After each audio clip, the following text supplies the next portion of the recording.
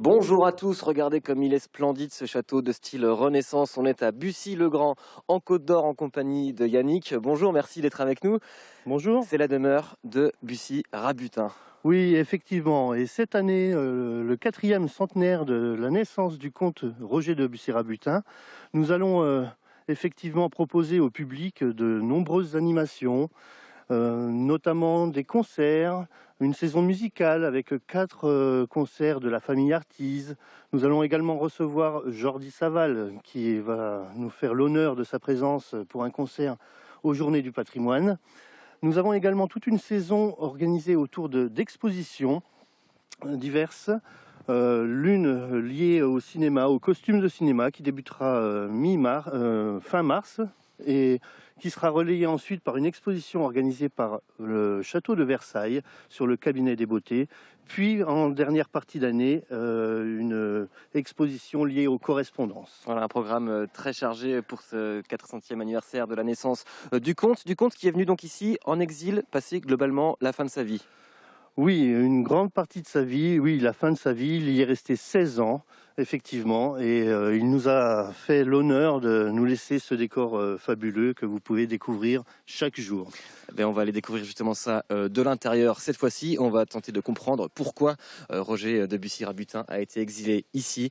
A tout de suite à l'intérieur du château. Et voici donc l'intérieur du château de Bussy-Rabutin avec cette chambre reconstituée. Ce n'est pas vous, monsieur Vincent, qui allez me dire le contraire. Ce n'est pas la chambre qu'a connue le comte Bussy de Rabutin. Non, ce n'est pas sa chambre, mais peu importe, puisqu'il est quand même là dans l'atmosphère qui règne dans ce château, sa présence de cet homme d'esprit extraordinaire du XVIIe siècle est bien là quand même. Qui était-il, Bussy-Rabutin? Ah, c'était un grand seigneur, quelqu'un qui voulait réussir absolument à la guerre, à atteindre les plus hauts grades, qui est presque arrivé, mais malheureusement, il a été puni pour son libertinage. Et ma foi, il est venu en Bourgogne, contraint et forcé, mais où il a pu écrire son œuvre qui est absolument magnifique. Donc c'est d'abord un écrivain. D'abord un écrivain, mais un écrivain, vous l'avez dit, libertin. Le libertinage, ça signifie quoi? Le libertinage de mœurs ou la libre pensée par rapport à la religion? Eh bien, en fait, 3 choses. C'était bien sûr un libertin de mœurs, mais ceci ne représenterait pas énormément d'intérêt s'il n'avait pas donné une traduction littéraire à ce libertinage sous forme de chansons, de poèmes et d'un roman qui s'appelle l'Histoire amoureuse des Gaules. Il était aussi libertin pour la religion, c'est-à-dire assez sceptique. Il n'était pas du tout athée, mais il était sceptique, et ça, c'est vrai aussi. Mais il était aussi avec une parole beaucoup trop libre, à une époque où le roi essayait d'installer son autorité, et c'est probablement pour ça qu'il a été puni. C'est pour ce 3e libertinage. En tout cas, il a connu de très nombreuses femmes. D'ailleurs, cette pièce est peuplée, on va dire, de tableaux qui représentent des femmes.